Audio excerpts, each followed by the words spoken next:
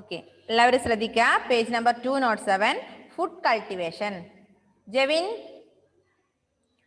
what do you do after you eat a mango or an orange? You throw away the seeds. Early man did the same when he ate a fruit. He noticed that after some time the seeds grew into new plants.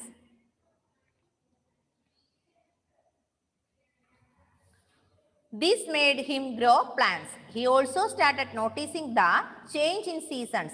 Early man must have collected seeds and spread them on soft stretches of land. Many of the seeds must have grown into plants. This is how man the hunter became man the farmer. Once early man knew how to grow crops, he did not have to move from place to place in search of food. Therefore, he settled down at one place. നമ്മൾ പറഞ്ഞു അദ്ദേഹം എന്താ പറഞ്ഞേ? Early man needed tools to dig out the roots and plants and to hunt the animals. They used bones of the animals. They used stone as the tools. Yes. Then they started to wear clothes as leaves or skin of the animals, isn't it? Yes. Then after found the cloth, they started to cook food. They started to cook the food. Then they used the fire. Then അതിനുശേഷമാണ് അവരെന്ത് വന്നത്? കൾട്ടിവേഷനിലേക്ക് വന്നത്. നമുക്കറിയാം എന്താ, നമ്മളൊരു മാങ്ങ കഴിക്കുമ്പോൾ അതിന്റെ മാങ്ങയുടെ അണ്ടി അങ്ങ് കഴിക്കോ? പുഴുങ്ങോ? ഇല്ല. ഓറഞ്ച് കഴിക്കുമ്പോൾ അതിന്റെ കുരു കഴിക്കോ? ഇല്ല. മുന്തിരി കഴിക്കുമ്പോൾ കഴിക്കോ? ഇല്ല. ഈത്തപ്പഴം കഴിക്കുമ്പോൾ കഴിക്കോ? ഇല്ല. നമുക്കറിയാം ഫ്രൂട്ട്സ് കഴിക്കുമ്പം അതിന്റെ സീഡ് എന്ത് ചെയ്യണം? കളയണം. അല്ലേ? സീഡ് കളയണം നമുക്ക് വ്യക്തമായിട്ട് അറിയാം. അപ്പൊ നമ്മൾ എന്ത് ചെയ്യും? ഏതൊരു ഫ്രൂട്ട് കഴിക്കുമ്പോഴും നമ്മൾ എന്ത് ചെയ്യും? അതിന്റെ ഫ്രൂട്ടിന്റെ സീഡ് എടുത്ത് പുറത്ത് കളയും. അല്ലെ? അതുപോലെ തന്നെയാണ് ആര്? Early man have understood. എന്താ അവർക്ക് മനസ്സിലായത്? സീഡ് കളഞ്ഞു കഴിഞ്ഞാൽ അത് അവിടുന്ന് മുളക്കും എന്നുള്ള കാര്യം അവർക്ക് മനസ്സിലായി. അങ്ങനെ early man noticed that after some time the seeds grow into new plants. അപ്പൊ അവരെന്ത് ചെയ്യും? ആദ്യം ഫ്രൂട്ട്സ് കഴിക്കുമ്പോൾ അതിന്റെ കുരു അങ്ങ് കളയും, അതിന്റെ സീഡ് അങ്ങ് കളയും. കുറെ നാൾ കഴിയുമ്പോൾ നോക്കുമ്പോൾ ഉണ്ടാവും ആ സീഡ് മുളച്ചിട്ട്. അല്ലെ? അപ്പൊ അവർക്ക് മനസ്സിലായി എന്താ? ശരിയാണ്, ഞാൻ തിന്നു കളഞ്ഞ ആ സീഡിൽ നിന്നാണ് എന്തുണ്ടായത്? ന്യൂ പ്ലാന്റ് ഉണ്ടായത്. അല്ലേ? അങ്ങനെ അവരെന്ത് സ്റ്റാർട്ട് ചെയ്തു? They started to cultivation. They started grow crops. അവരെന്ത് ചെയ്യാൻ തുടങ്ങി? ചെടികൾ നടാൻ അല്ലെങ്കിൽ കൾട്ടിവേഷൻ നടത്താൻ തുടങ്ങി. അവർക്ക് മനസ്സിലായി അവർ കഴിച്ച് കളയുന്ന സാധനത്തിൽ നിന്നാണ് പുതിയ പ്ലാന്റ് ഉണ്ടാവുന്നത്. അപ്പൊ അവർക്ക് ഓട്ടോമാറ്റിക്കലി അവർ ചിന്തിച്ചു എന്താ? ഞാൻ കഴിഞ്ഞ പ്രാവശ്യം കളഞ്ഞ ആ ഒരു വിത്തിൽ നിന്നാണ് പുതിയ പ്ലാന്റ് ഉണ്ടായത്. ഇനി എന്ത് ചെയ്യണം? ഇനി കളയേണ്ട ആവശ്യമില്ല. ഇനി കളയുന്നല്ല, ഒരു സ്ഥലത്ത് അല്ലെങ്കിൽ ഓരോ സ്ഥലത്ത് ഇങ്ങനെ ഇട്ട് കഴിഞ്ഞാൽ അവിടുന്ന് പുതിയ പ്ലാന്റ് ഉണ്ടാവും, പുതിയ സീഡ്, പുതിയ പ്ലാന്റ് ഉണ്ടാവും. അതിൽ നിന്ന് നമുക്ക് വീണ്ടും കൾട്ടിവേഷൻ നടത്താം എന്നുള്ള ഒരു നിഗമനത്തിലേക്ക് അവരെത്തി. പിന്നെ അവരെന്ത് ചെയ്തു? അപ്പൊ ഒരു സ്ഥലത്തെ ഫ്രൂട്ട് അല്ലെങ്കിൽ ഒരു സ്ഥലത്തെ ഫുഡ് കഴിഞ്ഞാൽ അടുത്ത സ്ഥലത്തേക്ക് പോണോ? വേണ്ട. കൾട്ടിവേഷൻ തുടങ്ങിക്കഴിഞ്ഞാൽ സ്ഥിരമായിട്ട് നമുക്ക് അവിടെ കൾട്ടിവേഷൻ നടത്തി കഴിഞ്ഞാൽ അവിടുന്ന് തന്നെ നമുക്ക് ആവശ്യമുള്ള ഫുഡ് കിട്ടും. അല്ലെ? അങ്ങനെയാണ് ഏർലി മാൻ എന്ത് സ്റ്റാർട്ട് ചെയ്തത്? കൾട്ടിവേഷൻ സ്റ്റാർട്ട് ചെയ്തത്. മനസ്സിലായോ?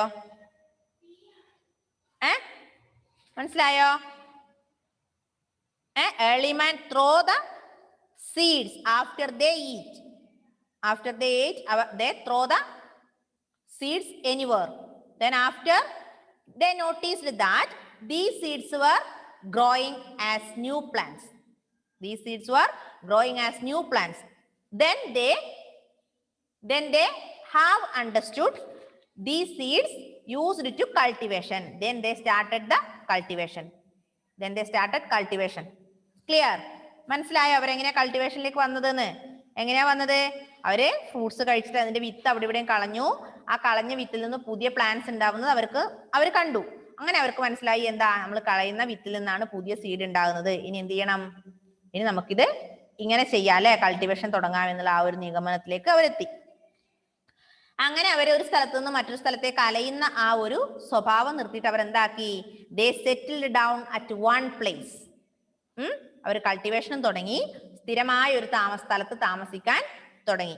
അല്ല അവരെന്തായിരുന്നു, they are moving from one place to another in search of food. അങ്ങനെ ആയിരുന്നു അല്ലേ? After they noticed that they started cultivation and they stay one place. They settled at one place. Clear? മനസ്സിലായല്ലോ? Yes. Next paragraph. Early man learned to dig soil with the help of tools to make the ground soft. Thus he began to plough the land. In the beginning, early man used to pull the plough himself. Later he used animals to pull the plough for him. മാത്രമല്ല അവർക്ക് ഒരു കാര്യം മനസ്സിലായി. എന്താ? ഉറച്ചു കിടക്കുന്ന മണ്ണിൽ ഒരു വിത്ത് കൊണ്ടിട്ട് അത് മുളച്ച് നല്ല പ്ലാന്റ് ആവുമോ? ഇല്ല അല്ല. ഒരു പാറ പോലെയുള്ള ഒരു സ്ഥലത്ത് നിങ്ങൾ ഒരു വിത്ത് കൊണ്ടിട്ടു, അത് മുളച്ച് നല്ല പ്ലാന്റ് ആയി അതിന് കൾട്ടിവേഷൻ നമുക്ക് കിട്ടുമോ? നെവർ. അപ്പൊ അവർക്ക് ഒരു കാര്യം മനസ്സിലായി. എന്താ? ഇളകിക്കിടക്കുന്ന മണ്ണിൽ മാത്രമേ എന്തുണ്ടാവുള്ളൂ? പുതിയ പ്ലാന്റ്സ് ഉണ്ടാവുള്ളൂ. അതിന് മണ്ണിളക്കി വിടണം അല്ലെ? അങ്ങനെ അവരെന്ത് ചെയ്തു? അവരുടെ ചെറിയ ചെറിയ ടൂൾസ് ഉപയോഗിച്ച്, ആനിമൽസിന്റെ ബോൺസ് ഒക്കെയാണ് അവരുടെ ടൂൾസ് അല്ലെ? ആ ടൂൾസ് ഉപയോഗിച്ചിട്ട് അവരെ മണ്ണിളക്കിയിട്ട് അതിൽ വിത്ത് നടാൻ തുടങ്ങി. അവർക്ക് മനസ്സിലായി കല്ലും പുറത്തോ അല്ല നല്ല സോഫ്റ്റ് അല്ലാത്ത ഹാർഡായ സ്ഥലത്തൊന്നും ഈ വിത്ത് ഇട്ട് കഴിഞ്ഞാൽ മുളക്കൂല, അതിന് കാര്യമില്ല എന്ന് മനസ്സിലായ അവര് എന്ത് ചെയ്തു? ചെറിയ ചെറിയ ആയുധങ്ങൾ, ചെറിയ ചെറിയ ടൂൾസ് ഉപയോഗിച്ച് മണ്ണ് ഇളക്കിയിട്ട് നടാൻ തുടങ്ങി. മനസ്സിലായോ? ആദ്യം അവർ സ്വന്തം കൈയും കൊണ്ടോ അല്ലെങ്കിൽ അവരുടെ ടൂൾസ് ഉപയോഗിച്ചൊക്കെയാണ് അവര് ചെയ്തിരുന്നത്. പിന്നെ അവരെന്ത് ചെയ്തു? പ്ലഫ് ചെയ്തിരുന്നു, നല്ല ഉഴുന്നിരുന്നത്, ഇളക്കിയത്. പിന്നെ അവരെന്ത് ഉപയോഗിക്കാൻ തുടങ്ങി? ആനിമൽസിനെ ഉപയോഗിക്കാൻ തുടങ്ങി. ആനിമൽസിനെ ഉപയോഗിച്ചിട്ട് അവര് നിലം പ്ലഫ് ചെയ്യാൻ തുടങ്ങി, ഫീൽഡ് പ്ലഫ് ചെയ്യാൻ തുടങ്ങി. Then after man learned to use animals to help him in his work, he began to tame and rear animals. The dog was probably the first animal to tamed by early man. It helped him in hunting. Then he started to keep cows, buffaloes, sheep and goats. Cows, buffaloes and goats were reared for milk. Sheep were reared for wool. He also used animals like horses for riding and carrying loads. Thus, animal rearing went side by side with farming.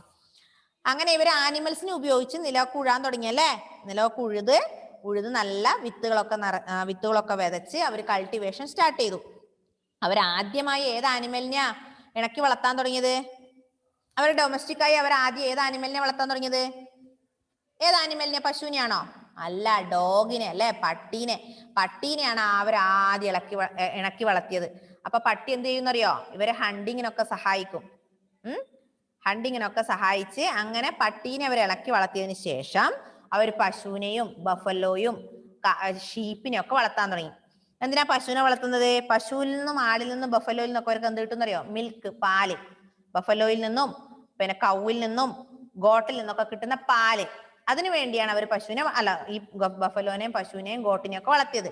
പിന്നെ അവരെന്തിനെ വളർത്തി? Sheep, ആടിനെ വളർത്തി. ആടിനെ എന്തിനു വേണ്ടിയാ? ആടിൽ നിന്ന് എന്ത് കിട്ടും? പാല് കിട്ടും. പിന്നെയോ പാല് കിട്ടും, ആടിന്റെ രോമം അല്ലെ? രോമം കിട്ടും അല്ലെ? അതിൽ നിന്ന് നല്ല ചൂട് കുപ്പായൊക്കെ ഉണ്ടാക്കാൻ വേണ്ടി രോമം കിട്ടും. അപ്പൊ ആടിനെയും പശുവിനെയും ഒക്കെ വളർത്തിയത് പാലിന് വേണ്ടിയും പിന്നെ ആടിൽ നിന്ന് കിട്ടുന്ന രോമം, ആടിന്റെ രോമം ഉപയോഗിച്ച് സ്കിൻ ഉപയോഗിച്ച് അവര് ഡ്രസ് ആക്കാൻ വേണ്ടി ആടിന്റെ സ്കിന്നിന് വേണ്ടി അവർ ആടിനെ ഇണക്കി വളർത്താൻ തുടങ്ങി. അപ്പൊ അവർ ആദ്യമായി ഇണക്കി വളർത്തിയ ആനിമൽ ഏതാ? ഡോഗ്. പിന്നെ അവരെന്ത് ചെയ്യുന്നറിയോ? ഹോഴ്സ്, കുതിരേനെ വളർത്താൻ തുടങ്ങി. കുതിരേനെ എന്തിനാ കുതിരേനെ വളർത്തുന്നേ? Carrying lords. അവരുടെ സാധനങ്ങള് ഒരു സ്ഥലത്ത് നിന്ന് മറ്റൊരു സ്ഥലത്തേക്ക് യാത്ര ചെയ്യുമ്പോൾ അവർക്ക് ലഗേജ് ഉണ്ടാവുമല്ലോ അവരുടെ കയ്യില്, അത് ചുമക്കാൻ വേണ്ടി, അത് ക്യാരി ചെയ്യാൻ വേണ്ടി അവര് ഹോഴ്സിനെ വളർത്താൻ തുടങ്ങി. മാത്രല്ല, ഹോഴ്സ് ഉണ്ടെങ്കിൽ സാധനങ്ങൾ കൊണ്ടുപോകാൻ മാത്രമേ പറ്റുള്ളൂ? അല്ല, എന്തും കൂടെ പറ്റും, യാത്ര ചെയ്യാനും കൂടെ പറ്റും. കുതിരപ്പുറത്തിരുന്നിട്ട് അവർക്ക് കുറെ ദൂരം യാത്ര ചെയ്യാൻ നടക്കണ്ട, കുതിരയുടെ പുറത്തങ്ങ് ഇരുന്ന് കൊടുത്താൽ മതി. സാധനവും വെച്ച് കുതിരയുടെ പുറത്തിരുന്ന കുതിര ഇങ്ങനെ ഇവരെയും കൊണ്ട് പോയിക്കോളൂ അല്ലെ? ഇവരുടെ സാധനവും ഇവരെയായിട്ട് കുതിര പോയിക്കോളും. അപ്പം നമ്മൾ ഇന്ന് ഉപയോഗിക്കുന്ന വാഹനത്തിന് പകരം അവരന്ന് ട്രാവൽ ചെയ്യാൻ വേണ്ടി ഉപയോഗിച്ച ആനിമലാണ് ഏത്? ഹോഴ്സ്. അപ്പൊ സാധനങ്ങളും അവർക്കും യാത്ര ചെയ്യാൻ വേണ്ടി അവര് ആരെ ഡിപ്പെൻഡ് ചെയ്തു? നമ്മുടെ ഹോഴ്സിനെ ഇണക്കി വളർത്താൻ തുടങ്ങി. മനസ്സിലായോ? ഏർലി മാനിന്റെ ജീവിതം മനസ്സിലായോ? യെസ്.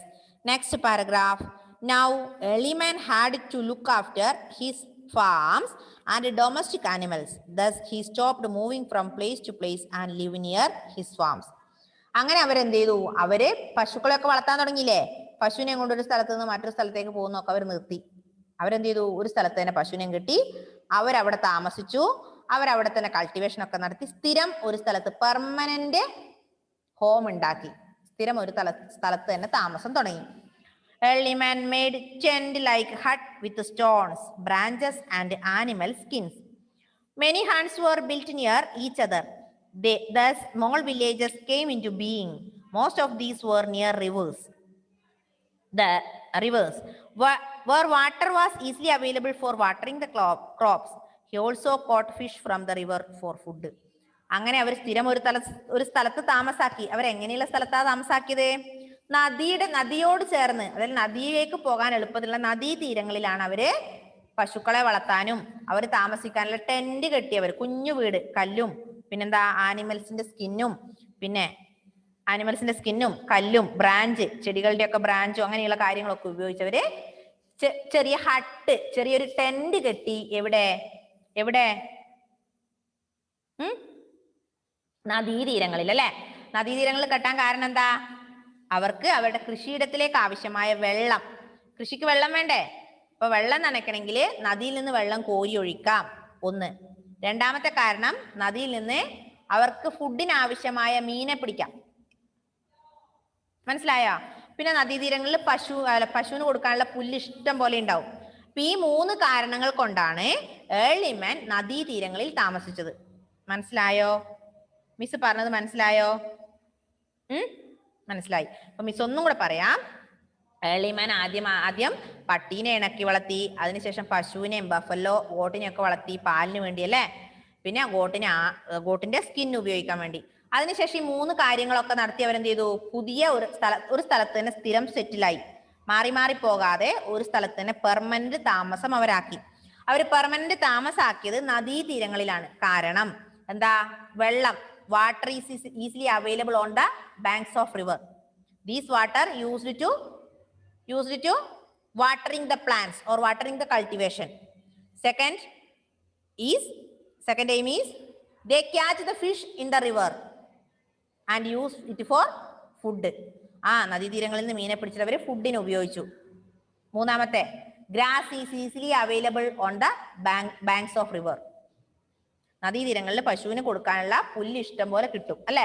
ഈ 3 കാരണങ്ങൾ കൊണ്ടാണ് ആദിമ മനുഷ്യന്മാര് നദീതീരങ്ങളിൽ താമസിച്ചത്. മനസ്സിലായോ? യെസ്.